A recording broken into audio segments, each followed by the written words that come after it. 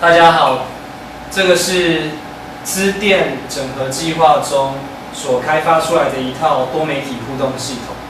各位可以看到这一张桌子上面，它的图形是 Google Map 2D 的图形。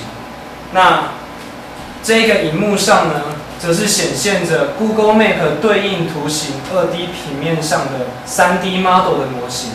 借由这一种方式，使用者可以一边跟2D 平面图互动，一边观看3D 模型，而达到与 Google Map 或者是各种3D model 更有趣的互动方式。接下来先介绍一下整个系统的概观。这是我们所开发出来的多媒体互动系统中的投影机的一个硬体设备。投影机硬体设备分为彩色投影机以及红外线投影机两种。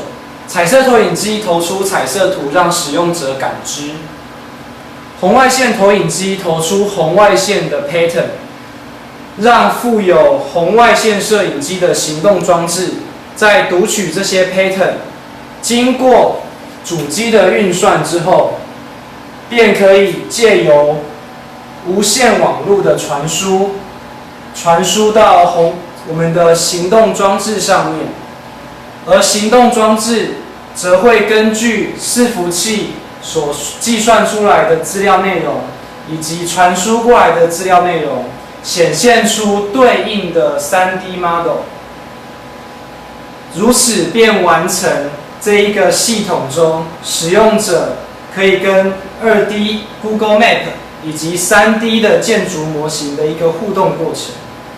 那么在无线传输的过程中，细部的内容到底是怎么实作的呢？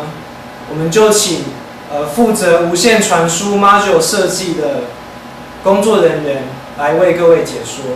谢谢。大家好，我是这次整合计划负责无线传输的工作人员。那首先呢，这个讯号是要怎么从伺服器传到我们的行动装置呢？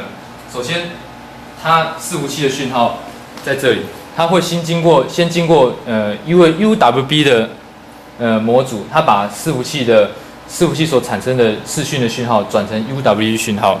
那转成 UWB 讯号，传成大概是4到6 G 的讯号之后呢，那它会进到这个60 GHz 的频率转换的模组。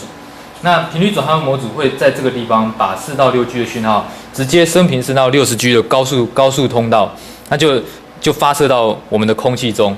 当发射到空气中之后呢，那我在这里也同时制作了一个接收器。那接收器我们自己做了一个非常宽范围的天线，它可以接收各式各样各种角度的讯号。因此大家可以看到这个发射器跟接收机是不需要经过特意的对准。那在这里呢，我们把60 GHz 的讯号，那直接再降频成 UWB 可以使用的频段。降下来之后，那会送到UWB 的无线传输模组。那之后呢，再把 UWB 的讯号解成 VGA 的影像，因此就可以输出到我们的荧幕了。谢谢大家。好。